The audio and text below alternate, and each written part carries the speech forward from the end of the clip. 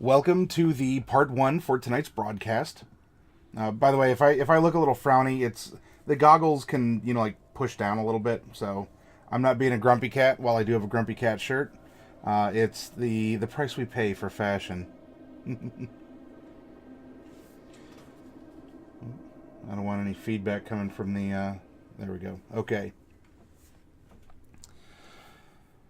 A while back ago, we had a chatter, and he was propositioning a challenge. He wanted to know if we could make a barbarian wizard multi-class character.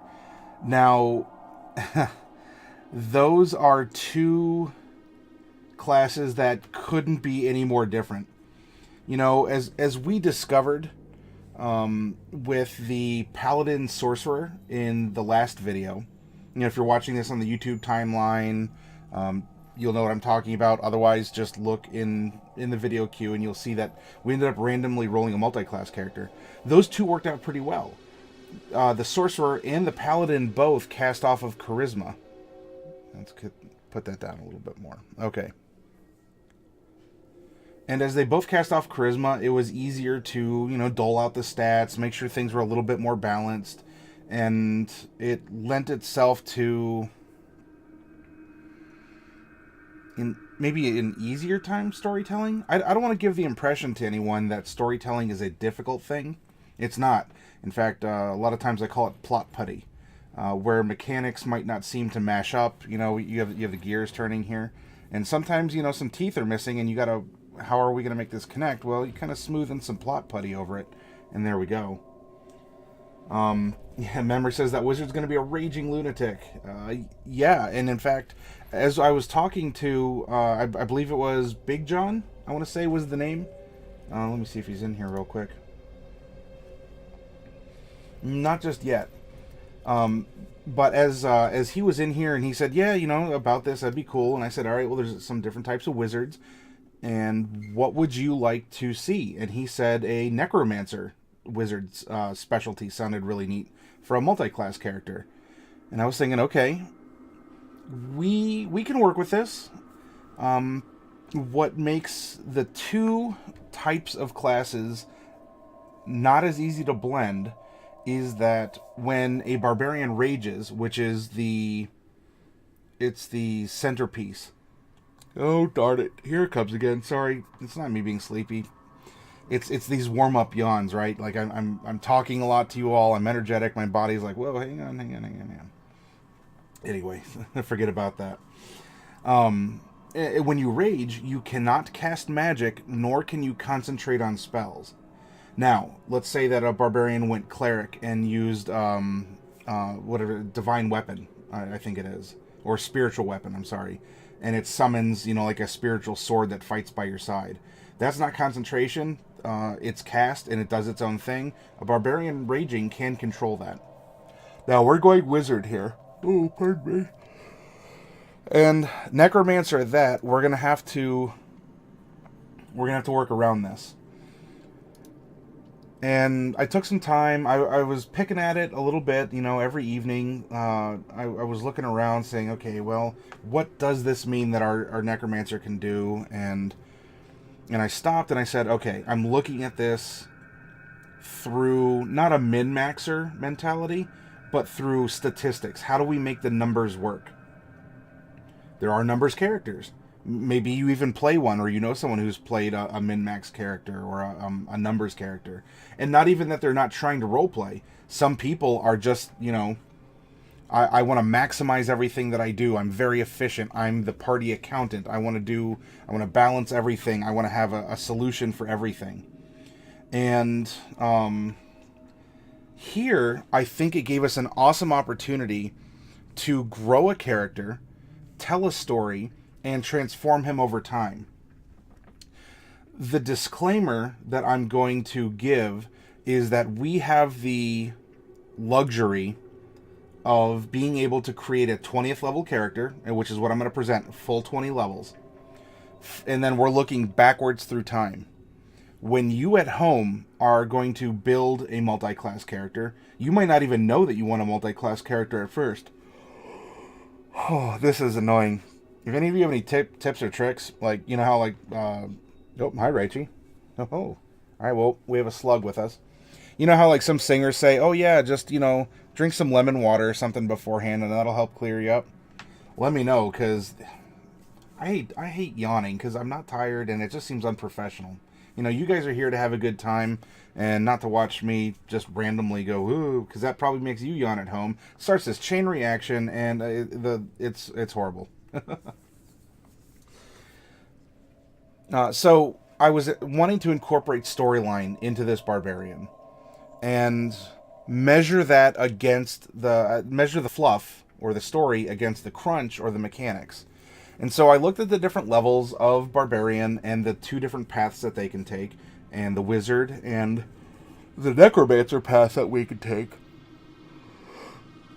Which levels do you get abilities, spells, that kind of a thing?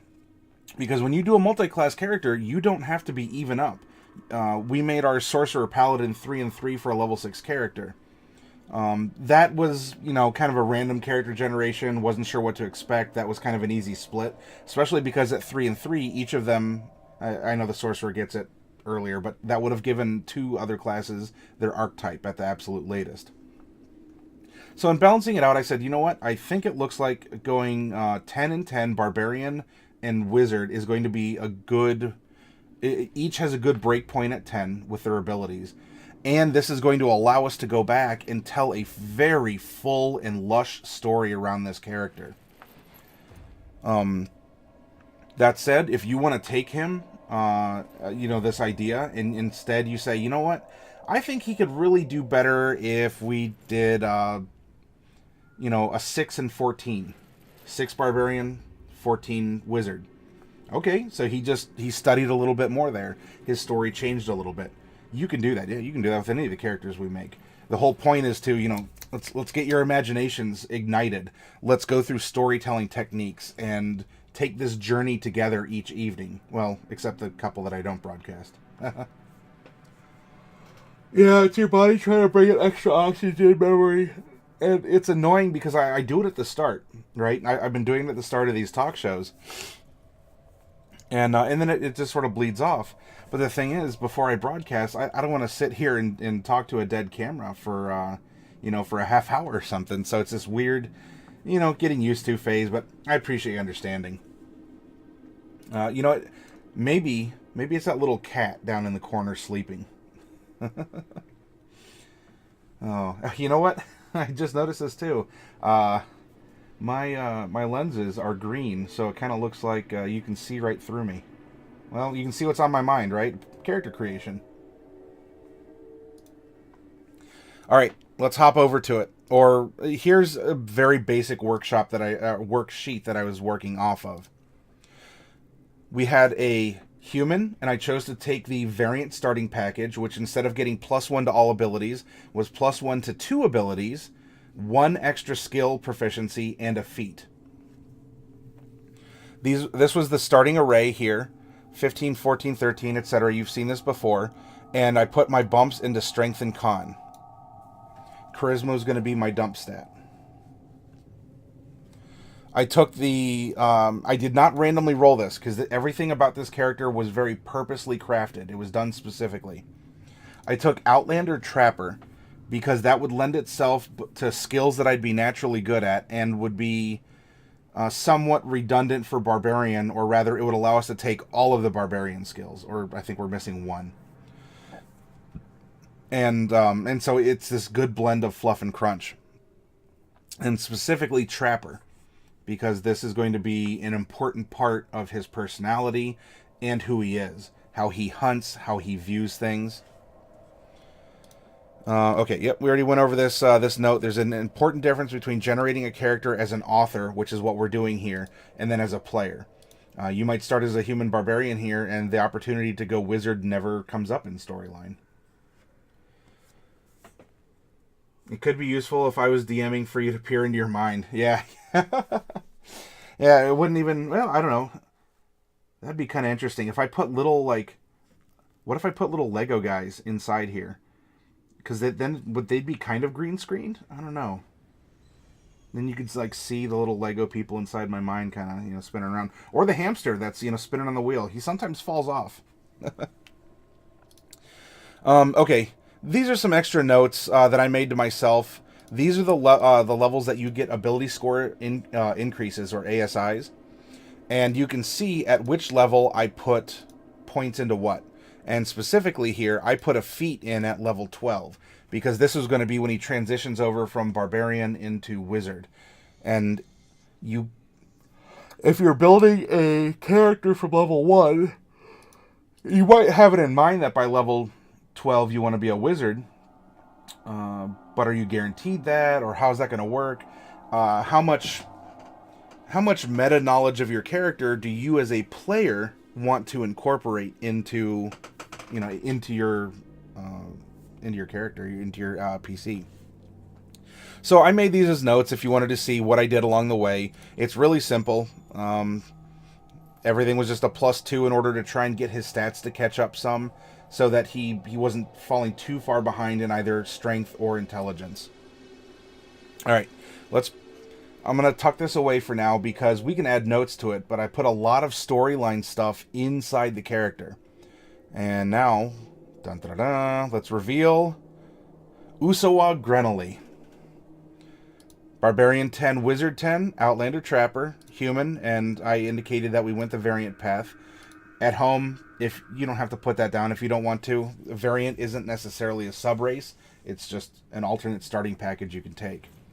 I put him as being neutral, and this is looking at him as a character right now, as this level 20 character, end game. He's been through a lot, he's seen a lot, he's gone through a lot of emotions.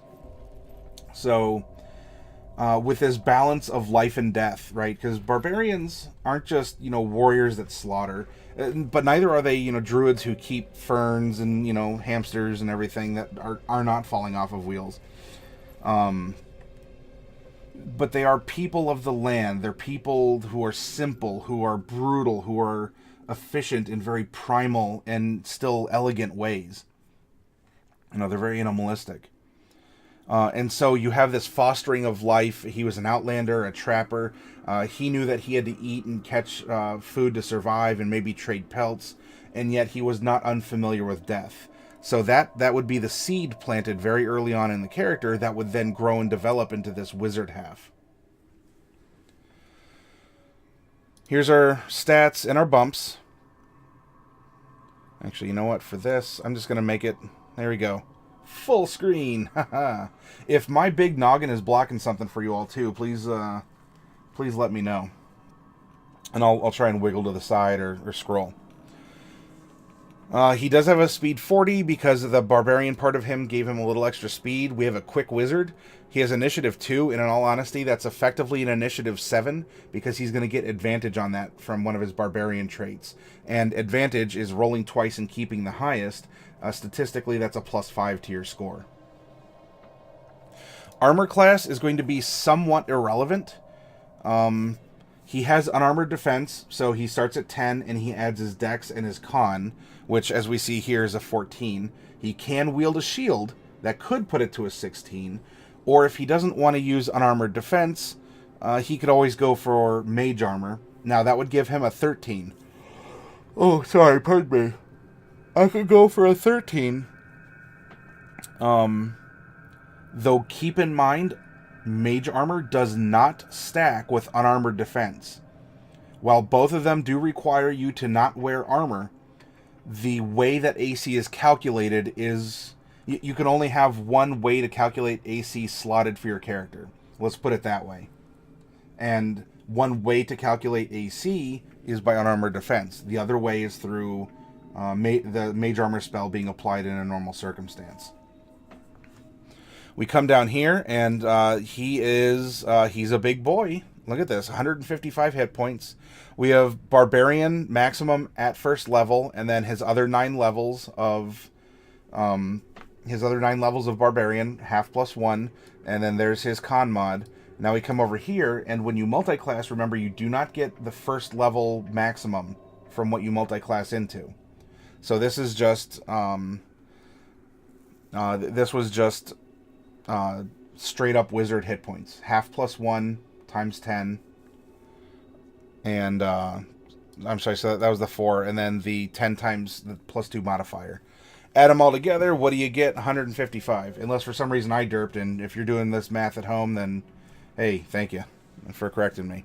We come down here. Remember, you have to split your hit dice as a multi-classed character. That way you're choosing, as you're doing this self-hit point recovery, which ones are you spending. Right now, he has no temp hit points. Not worried about death saving throws. For this character, I'm not worried about weapons. And we could put an axe in his hand or a sword. He has a lot of training and all that. That's not going to be relevant. He is at this point where it's... If we're wondering what mundane weapon he's using, he's defined himself past such things. I think that's a good way of putting it. His personality traits, again, while we've randomly rolled a lot of these before. Does he have medium armor proficiency? Yes, he does. We can... Here, there you go. I'll show a little ankle. Light, medium, and shields. All of these were purposely picked to facilitate the story of our character, Usawah. I have a lesson for every situation drawn from observing nature, right? Lessons of life and death, about, birds and the bees, about how to build something on a solid foundation, etc. and so forth. Also, I place no stock in wealthy or well-mannered folk. Money and manners won't save you from a hungry owlbear. So he's very pragmatic in that regard, too. His ideal is might. The strongest are meant to rule. This is traditionally an evil ideal. We can still filter this through his character so that he ends up in this neutral mindset. And I didn't want to say neutral good or even neutral evil, because, number one, necromancy is not inherently evil. It tends towards evil often because of what it does and some social taboos. And if you bother to ask, hey, can I, raise your ancestors and use them in my personal army? But with it all, I thought neutral would be where we go, and might will still play into this. His bond is that it is my duty to provide children to sustain my tribe. Now, you can look at this in a couple ways. You can say, is that a typo? So I need to provide for the children in order to raise the next generation. He's the hunter. He comes back with, a slaughtered beast, or he'll go out and come back with some baskets full of, grubs and berries, maybe literally. In this case, we have a very primal character, a man who's wielding life and death in his hands, magically and through his own strength of muscle, not just his strength of mind. So you can read this as, it is my duty to provide children to sustain my tribe. In other words, I am going to return, and I am going to create the next generation in my tribe. If any of you saw the Conan the Barbarian with Arnold Schwarzenegger, after he had proven himself, in the slave pits and grinding the wheels, he was bred out. And I'll talk about this with a little bit of clinical detachment, because I want to keep it in the realm of PG-13, but he proved himself to have very good genetics, to have very good desirable traits, and so these people would, offer their servants or wives or whatever to him in order to then breed this stronger next generation. Well, perhaps this tribe had faced some sort of a disaster or a wasting disease or something. He's gone through it, and now he has to, he is providing this. He's like the alpha wolf in a pack. He is going to be this central figure of the tribe. Bobika says a breastplate would put him to 18 AC with a shield. It would. We can always do that, just as we're talking about, mage armor, unarmored defense. He can just strap on a breastplate and go, because barbarians don't always have to use their unarmored defense. It's just a handy thing that, hey, you get captured and your arms and armor are taken. Well, you're still a tough dude or dudette. So I put X in there, but that is a good thing to note. And when you all chat, that's also why I like to narrate, because if anyone is watching this later on VOD, if I can get these up on Twitch that way, or through YouTube that way, because they can't see chat, or they might be able to see it blip up a little bit on the bottom of the screen. We're discussing this, and they're still along for the conversation, even a month or a year ahead of time. So, hi Evelyn, why are you blarging? So yeah, bring it up, and I'll make sure that we're putting that your suggestion as an indelible stamp on this. All right, so very powerful person, even nurturing to a degree. And his flaw is that don't expect me to save those who can't save themselves. It's nature's way that the strong thrive and the weak perish. This is a flaw is going to be, it's going to be a very good pivot point for the concept I had for this barbarian wizard character. And we'll get to that here when we come down here. Evelyn says my Dungeon World game didn't get off to a start this week. I'm sorry to hear. Was it the last boss of every D&D game of consistency that was striking? Okay. Our background is Wanderer from... our background feature was Wanderer. This was our human feat. And this will be something that will come into play during the story behind the numbers. So as his human feat, he took Healer. In fact, we can even put... Human. Warcaster is what he received at level 12. Lack of players, haven't found a full group yet. I know those feels. Looks like you have some sympathy tears from Bobicus as well. You're in a good place.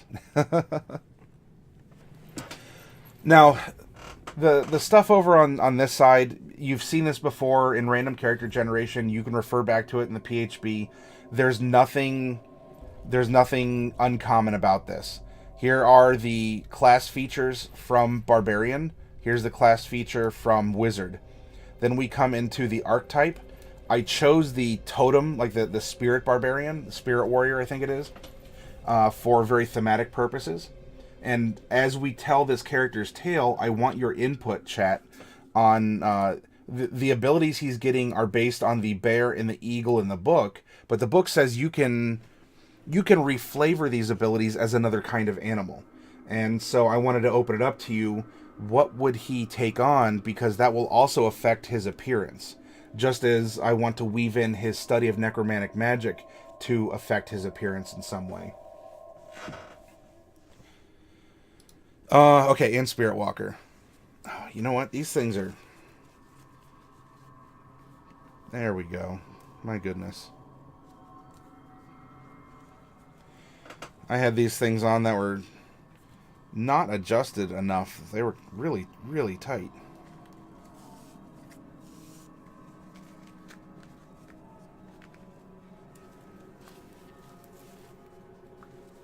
Here, I can even... You can see through my eyes. Ooh. Oh, that's so much better. There's actually like blood flowing to the brain again. And then here's our specialty, our wizard school traits that can come into play as we're discussing the character as well. We come over here. Barb gets strength and con as their saving throw proficiencies. At level 20, we have a +6 bonus. Boom, simple math. Nice arithmetic. You've seen this now before many times. These are the skills. Remember, he gets 2 from his background, 2 from being a barbarian, and 1 from the human variant. So the 5 that we took were animal handling, athletics, nature, perception, and survival. Now, his wisdom is average, so he's not the best in this, but he doesn't have to be for what we're doing. We're presenting a rounded character, someone who's not maximizing all of his strengths, because here he is. He's level 20. This is, by the vanilla rules, this is as good as he's going to get without magic items, and he only has an 18 strength and an 18 int. So he's only hitting... He's only hitting not as efficiently as he could without magical aid. He does get to attack twice in melee. Passive wisdom is, or passive perception 16. Now, just ignore the equipment for right now. Languages, he starts with common. As a human, you get one other, and then as an Outlander, you get another. I was thinking, well, who would he trade with if he's living out in the wilds? He'd probably learn Elvish, right? Especially if he's a trapper. He's in woods. He's along streams. He will probably encounter elves of the woods or of the fields. That seemed to make sense, and that could also end up bleeding a bit into his rise of learning magic. And Orcish, for reasons that he's in open fields, maybe goes to scrubland or mountains, and he's trapped or traveled, or he's just comfortable hanging around people who others consider to be savages, right? Think of his personality above. I don't care about wealth or money. I just want to go and burp, fart, and cuss with people, trade and be on my way. As an Outlander, he did get a musical instrument proficiency, which I summarize as a pan flute. And then, of course, you get armor and weapon proficiencies as a barbarian, too. Now, I needed an idea to just, throw something out there. What would start him on this path of accepting death, or even looking to fight death, or otherwise? How are we going to weave this into someone? He's already a trapper, so he understands the life cycle. He's already of the land, so he knows, how babies are made, and etc. Well, now how are we going to take a person who's starting as a barbarian? Which, by the way, if he started as a wizard and took barbarian, we could almost make the same character in two different ways, because that could completely change his backstory. So he has a pan flute made from his sister's finger bones. I thought, it's kind of creepy, it's kind of morbid, yet there's still this kind of haunting beauty to it. So his sister, and this creates this other character, a part of his backstory, and we'll get to her, but obviously she either lost a hand or she passed away, and he took it upon himself to, hollow out, prepare and hollow out her bones, and is using this as a way to make music. I made the note here that at this level, mundane items are all but irrelevant for what we're doing. I don't think any of you watching this at home really care how many pieces of chalk he has on him, or does he have a lantern with a pint of oil, or a bag of ball bearings. This is a level 20 character, and we're really looking at things like magic items, or he probably has even picked up a relic or an artifact of some kind along the way. Something of legendary rarity. His tribe could just have necromancy rituals as part of his religious observances. That is true, Bobicus.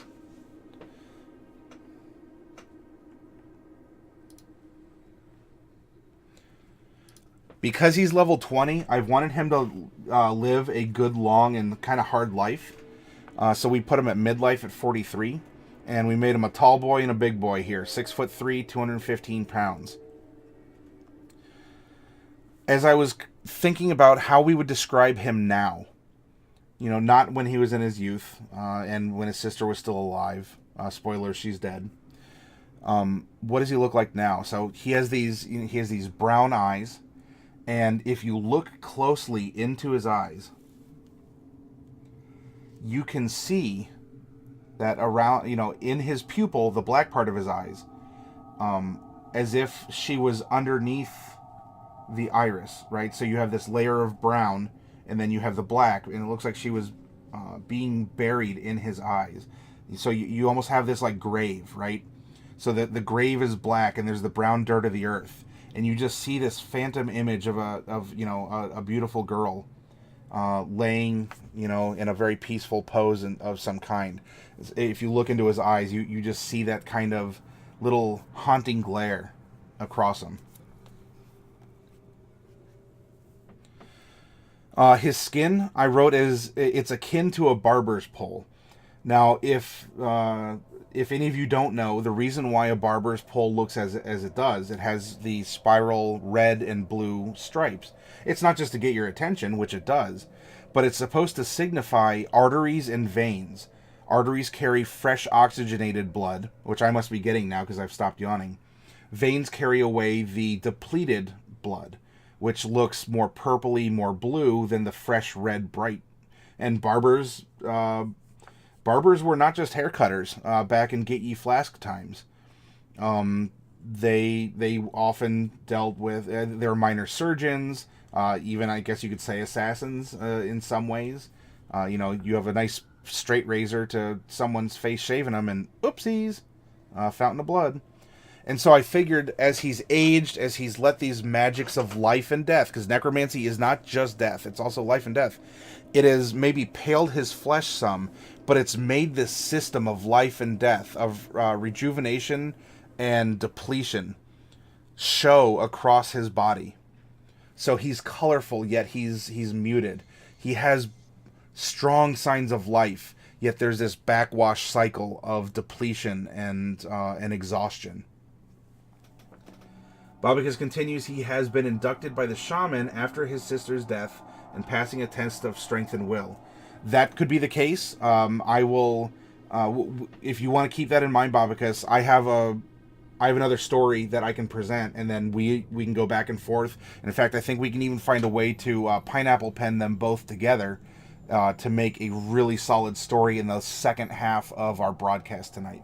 So keep that in mind. Keep generating, oh yeah, okay, I can see the connection, this is where it's going, because I'm purposely building it little bit by little bit here and revealing a little bit more ankle and a little bit more ankle. And his hair, it's long and uncut since his sister's death. So it's something that he's carrying to, preserve and persevere. I found some artwork that I thought would be interesting for a barbarian wizard, and especially in this case, someone going more of the necromantic route.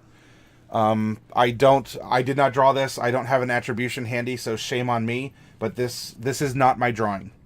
I just did a simple Google search for barbarian wizard, and I think it was one of the first ones to show up. That said, if you're doing this at home, realize that not all character art searches are safe for work, and Google at your own risk, because sometimes you'll find interesting things when you're trying to get some character art. Okay, so some questions. Who was his sister? Who was your daddy, and what does he do?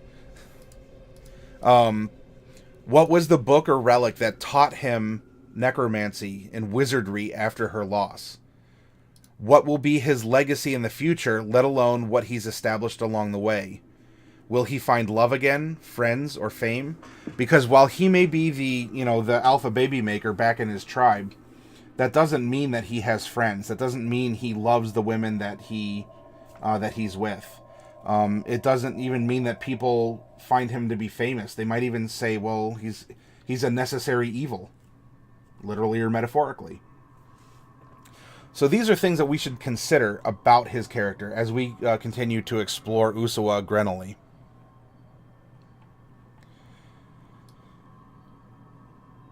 Now, down here, I filled in. Doing a wizard spell list is a little weird. Every level beyond first, you get 2 freebie spells you get to add. A wizard, there's nothing stopping a wizard from almost being like a cleric and knowing every wizard spell that exists, except the time it takes to write it in your book and the expense. And of course, you got to find people willing to teach you those spells or to create them yourself. The spells I wrote down here are all his freebies only. None of this accounts for other splat books outside of the PHB, because there's actually some really good ones, like in actually I think I have it here. In Xanathar's Guide to Everything, there's a really good necromancy cantrip called Toll the Dead, and I would love for him to have that. But because I'm keeping at least this portion of what we're doing, D&D 101, I really want to stick to the PHB because that's something that everyone should have an easier time accessing. But anyway, plug for this book. There's a lot of good stuff in here, and it's well worth considering.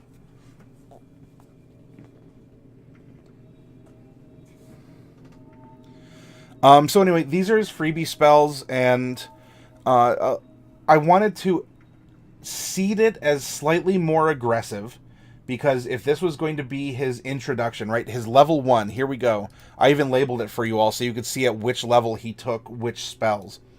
When you start as a wizard, you get 6 level 1 spells in your spell book, and you get 3 cantrips.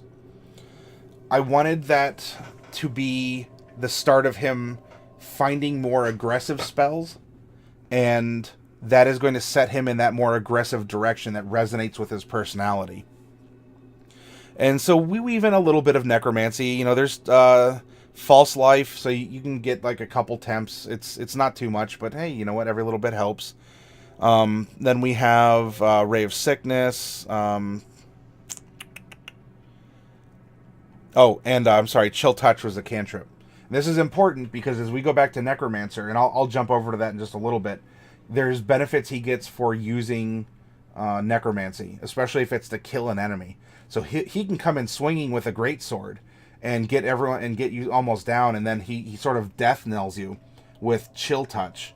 And when that happens, he regains hit points back.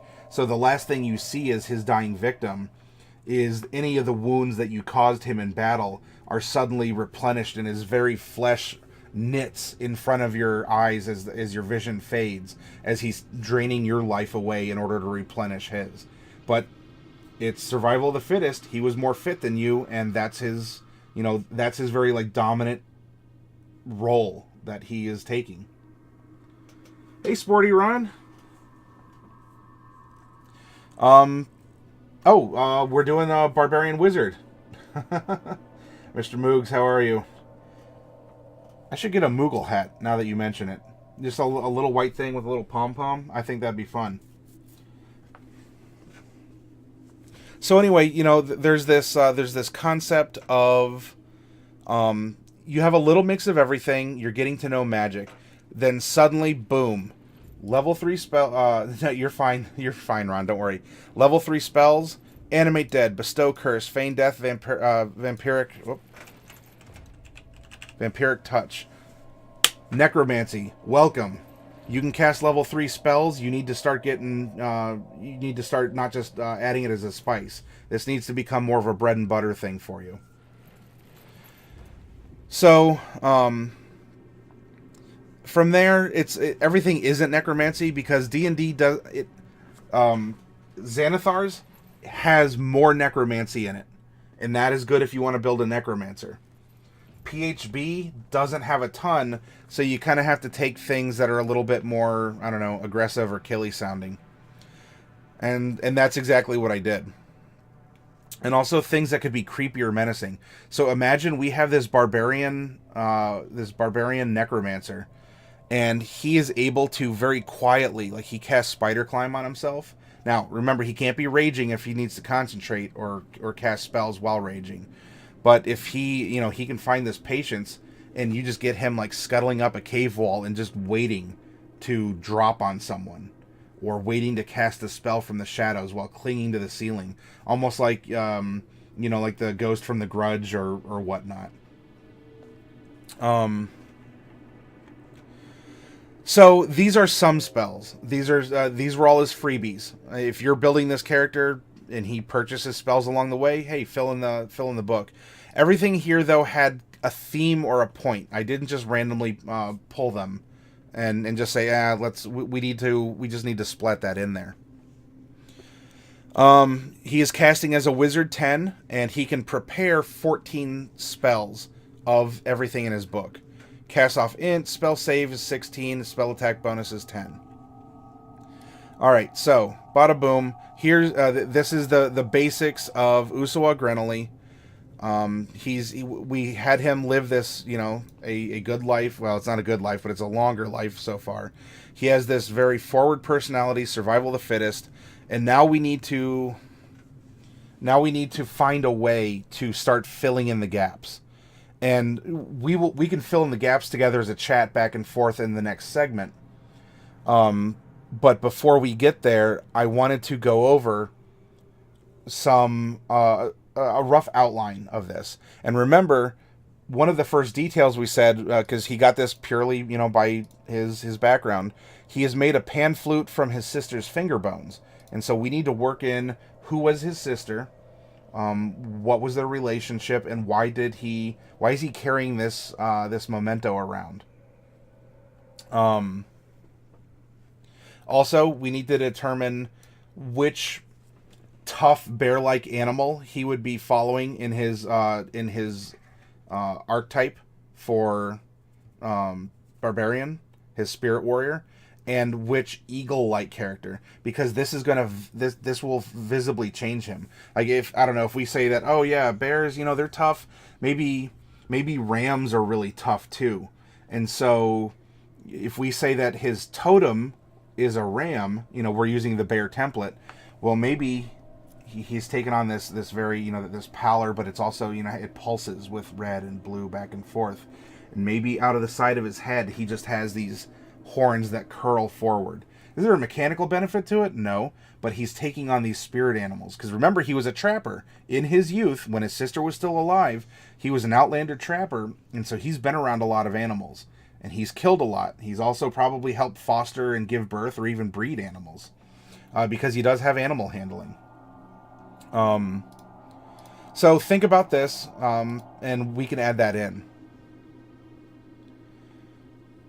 Also, by the way, inured to undeath, in addition to his other damage resistances he gets, this makes him resistant to necromancy, and his hit points cannot be lowered. Or, it's not that they can't be lowered, their max can't be lowered. But I can get into these specifics in a little bit here. Let's get into the story considerations for Usawah. He's a level 20 character, and we're going to follow the hero's journey, or at least a template of it, to take him from a level, we could even say a level 0 commoner, right? Not even a combatant. He's a young kid. He's maybe 12, 13. He's still, playing out in the woods, or... Actually, we'll bring up Conan the Barbarian again. If you saw the more recent reboot or remake of it, the movie opens up when all of the kids in the tribe put an unboiled egg in their mouth, and then they have to run a race. Now, the boys will try and push each other, or they might trip over roots or something.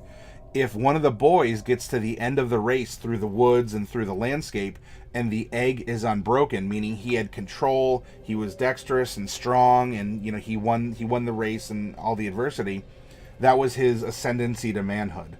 And so, you're a level 1, you're a level 0 commoner or whatever, a non-combatant, you're 12 and 13, but you're still doing things that will practice that. Maybe he's out hunting squirrels, and so it's nothing big just yet, but he knows how to skin them, and he knows how to, cook them over a fire for a snack. Or even provide for his sister. So, I have 20 levels of life, of stages of life, or in this case, 20 points in a story that we can build around. And it'll be broken up into his barbarian upbringing, and then we're going to have a break, and then this is going to get into his run up to now, when he's taken on these powers of the arcane, of death and life, and the mastery of these magics, which seemed so at odds with who he was before in his more innocent youth. So, level 1, okay, so now he's hit 15, maybe 16, something like that. He's a simple trapper living alone with a sickly sister. And I think we can, she might be fun to generate, honestly. We can do it at another time, but we can make his sister, because they're going to have some adventures on their own. And so we're going to make her a bard. So yeah, she's kind of sickly, but maybe she's good at poems, and she's very good at playing a couple instruments. Maybe she strings a little hand harp, or maybe she actually has a pan flute. And so here you have this older brother. He's stronger, and he goes and he tries to provide. He brings food and furs back to his sickly sister.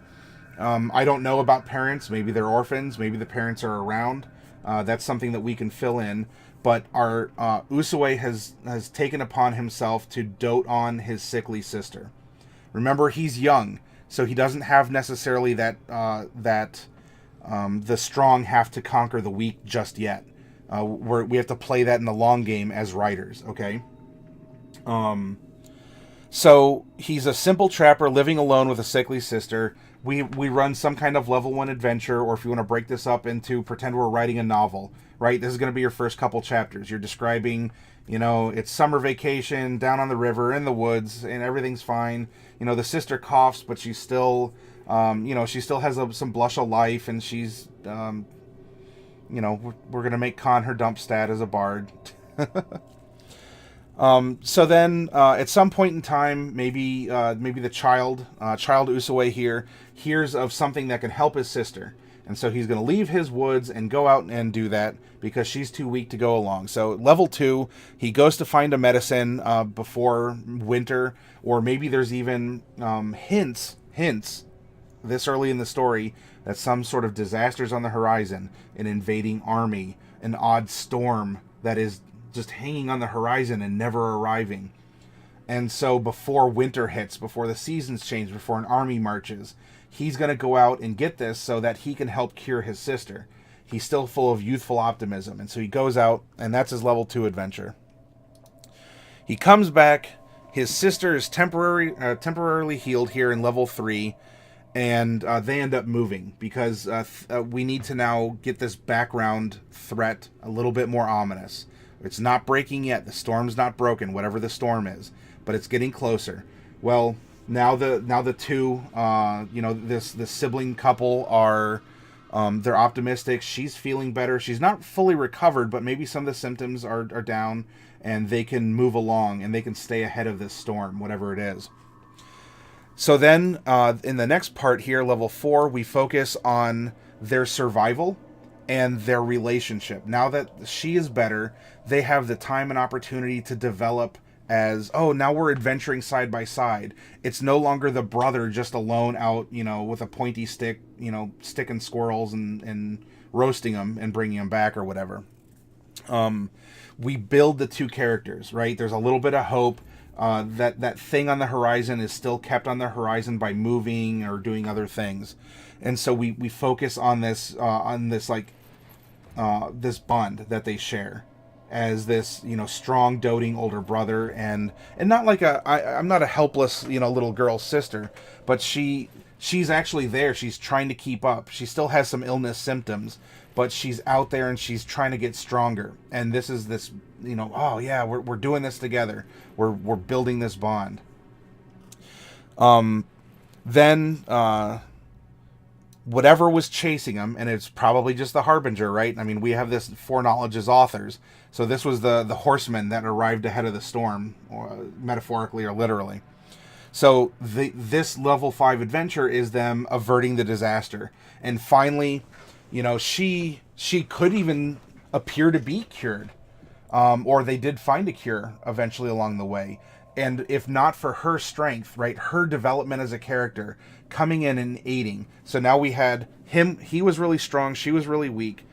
And then it's not even that he was getting weaker, she was catching up. And then together, this brother-sister team of this Barbarian and Bard, or a Barbarian if you pineapple pen them together, were able to avert something. Maybe they were able to turn away this dire messenger, or they could warn people of these early signs of a harsh winter as they migrated to the next area. So now then, level 6, there's this big moment together. They're no longer running. She's up to some kind of full steam or nearabouts. And if you want, this is level 6 is when you as a writer or as a DM or as a player character, you throw in the little scene at the end where, she goes to excuse herself to, go get some water by the river, or, nature calls or something. And she has that kind of, and, there's a little bit of blood on the lips, or she gets the stomach pains again, or something along those lines. But it doesn't hamper her, but it's just showing that maybe all of this excitement and adventure has just been a little too much, and she needs to, calm back down a bit. Well, they have this big moment, and then level 7, she gets sick again. Or she gets injured, right? She's very confident. She looks up to her older brother. She loves him, and she doesn't want to be left behind in any capacity. Maybe she overdoes it, right? And then we play off of the little trickle of blood that we had before. And, it hits hard, right? Because she might have been suppressing this. She's a bard. She's going to be very good at convincing, this very single-minded older brother. No, everything is fine. Don't worry. This is just, it's the chill air. I'll be fine. And he's like, oh, okay. Then the disaster is revisited here at level 8, right? Because we're leveling up our characters as the story progresses. You may have turned away the horseman, the harbinger, the symptom, but the disease of the enemy is still around, and it's revisited. Then we get into the sister dies. How? I don't know. Does the BBEG kill her? Does a symptom of the disease, hers or this plague on the land, whatever it is, maybe that kills her. And so the hero then feels helpless, right? Here he saw over the maybe this is over the course of years, if not months, or a couple seasons. She was doing so well, I don't understand. Well, that's because you have kind of a lower wisdom and charisma. But I don't understand. And she died, and this causes then this check on himself. He used to have this youthful optimism, and now it's gone. He has to bury his own little sister, the one who played him the sweet music, the one who, would, they'd like put braids in each other's hair or beads as whatever was appropriate for them or their tribe or, whoever. Because again, we didn't really talk about tribe or parents. Maybe they're a part of it. We can work this in socially or as their scamps on their own. Either's fine. And so the sister dies and he's helpless. And this will later come into be why his eyes, right? We have his brown eyes. And if you look closely at him now, you can see a reflection of his sister in his pupils, showing that there's the earth of the grave that are his irises, these brown irises. And then you just see this very faded, lovely young figure of a woman in his eyes, in the blackness of them, as if he was looking down into her grave where he buried her. So then either the harbinger or the sub boss or something, right? Because he dies, the hero feels helpless, but he steels himself and he needs to go out, and boom, the enemy is defeated, and then we need to go into some kind of a transition. Well, if the enemy was some, henchman of a big bad evil guy, he could have been carrying a book of magics, and so he resolved himself to say, I'm going to learn the tricks of my enemy, because necromancy is stuff like rave enfeeblement and sickness and things like that, poisons. Or it could be that during this time, when the disaster's revisited, because each of these are little adventures or modules or something that we're running for these characters, or we're just typing it out as chapters in a book. Maybe he feels helpless and he goes trying to find, no amount of herbs will bring him back, but this is where he stumbles across an old book in a dusty, out-of-the-way location. He finds some old ruins in foothills, and so he finds, this thing that will help him overcome whatever's been chasing him this whole time. And so then we have a break. He's taken upon himself. He's cloistered himself away. He's discovered this other side in a book of spells. And the spells themselves, and how we thematically did that in his spell book, right? We say that when he hit level 3 spells, it went full necro. The book is leaving a series of clues. So, whoever finds this, answer these riddles. Well, he's always been a clever boy, right? Because we gave him more int than whiz. And so he's noodling over this because it gave him some temporary power to overcome, that first wave. And now this level 11 is coming to terms. Then at level 12, his study finally comes to a head. He wasn't just he just wasn't reading a book, and he's still doing barbarian things with one level of wizard. This is where he takes his feat, right? At level 12, this is the Warcaster feat. So now he's reading from a book, but now he's applying it. Can I hold my shield and swing my sword and still cast? And he's practicing over and over again. It's like meditating under a waterfall, or chopping logs, or things along those lines.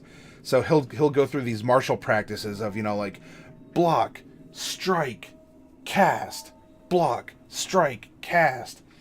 And he has this, he's nurturing, right? Because he can already rage as a barbarian. He's nurturing this rage. He's nurturing this desire to, end whatever is happening, whatever killed his sister, directly or indirectly.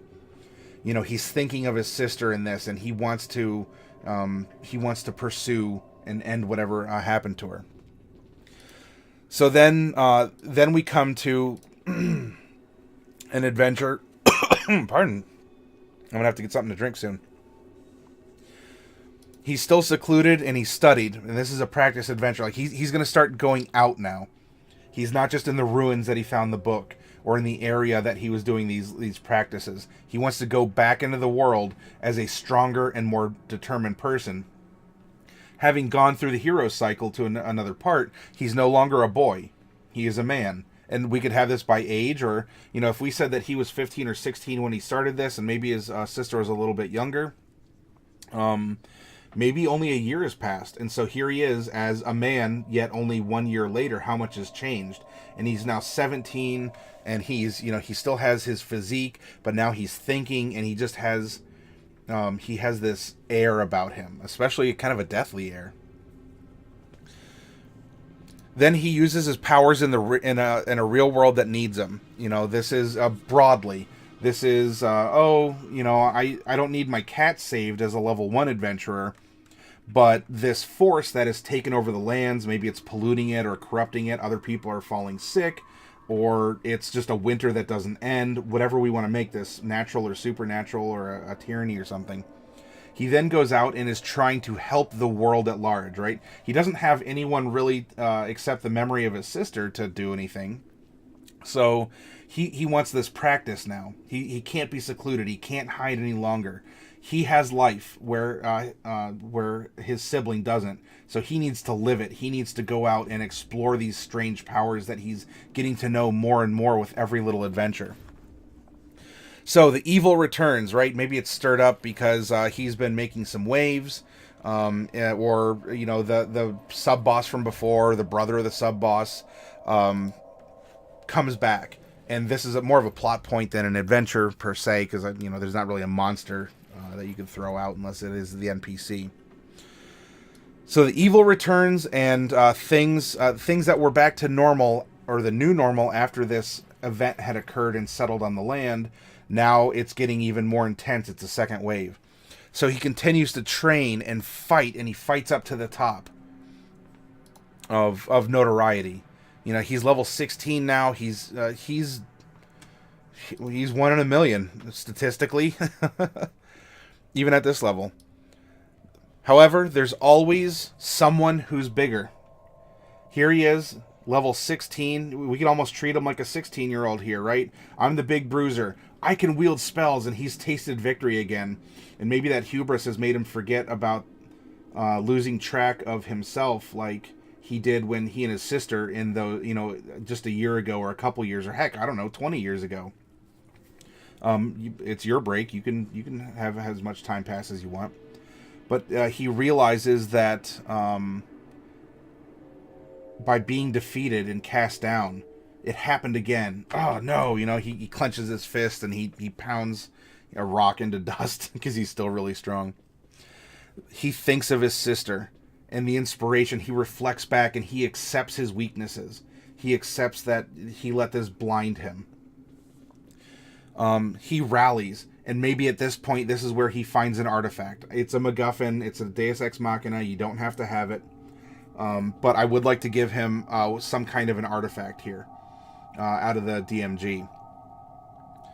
Just for our purposes. Again, you can make this character however you want. You could have him start as a wizard first. Then he makes the final push to the boss character. He's killing his way through the palace to get to the tyrant, or if it's an unnatural winter, he needs to climb a mountain and go through a cave of trials in order to access this wintry magical orb or whatever. It's a portal that's open to some supernatural space that's just constantly spewing ice and snow and cold, or magics that carry this over the land. And I think it's important that he doesn't have his... You can even put the boss conflict at 18. By level 20, even you as a PC, when you reach level 20, you've almost just earned NPC status. What else are you going to do? There are things, don't get me wrong. But this needs to be his final battle, his direct battle, where we're going round for round and making attack rolls and casting spells and all this. And maybe he has a party at this point. It doesn't have to be solo. I mean, obviously, if we're creating a mod out of this or a campaign, there's going to be a party that is going to be with this character. But even if you're writing a book, he can have people that he's picked up along the way. So then this gives him level 19 and 20 to clean up the world, to further refine his studies. And now here we are. He's Conan on the throne, right? He's sitting in this big throne. He has his crown kind of crooked, and he's in this very, like alpha position. He's just contemplating what's his next move. Because what else is there? He defeated the Winter Orb. He defeated the Frost Giants. He defeated whatever it was that was going to be a plague on the land. He's contemplating, well, can I ever conquer death as a force? Yet death always seems to be stronger than anything else. Mechanically, he can't get a higher level, at least not until there's some sort of like an epic level handbook. So what does he do? Where does he go from there? So now we have this kind of level 20 NPC character of this barbarian wizard. Would he help a party that comes later in a mod or a campaign? Maybe. Could he be an adversary? Of course. He could be an awesome villain. He could also be kind of a standoffish source of information and help. You can make him however you want. So his spellbook is going to be important because that is going to be this what is causing the catalyst for this back nine of his life. Down in treasure, I mean, really, this deserves some sort of detailing. Draw it. What's special about it? Don't just call it a spell book. Describe it. Give it a personality. I think he should have some kind of a legendary artifact by this point in time. He certainly earned it with everything he's been through. Miscellaneous other treasures that are useful and not monetary. This person does not care about money. In fact, he might even just have a sack of 100,000 gold laying around. But what's he going to use it on? Maybe he could provide for his village or something along those lines, but he's providing for the village in another way.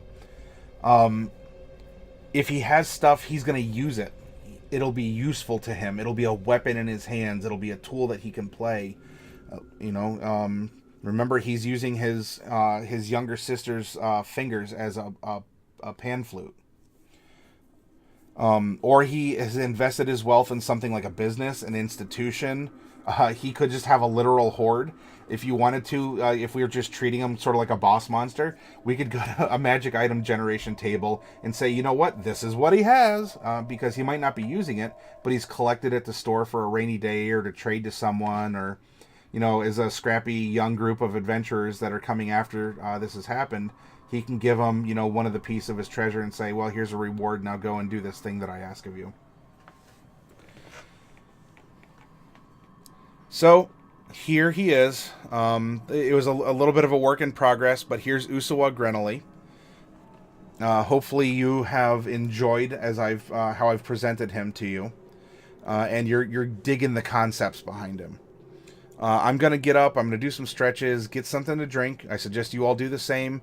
We're going to take at least 5 minutes, and then we'll come back, and I really want to discuss him with you, and I want to go back and forth, and now just take the outline and fill it in a bit.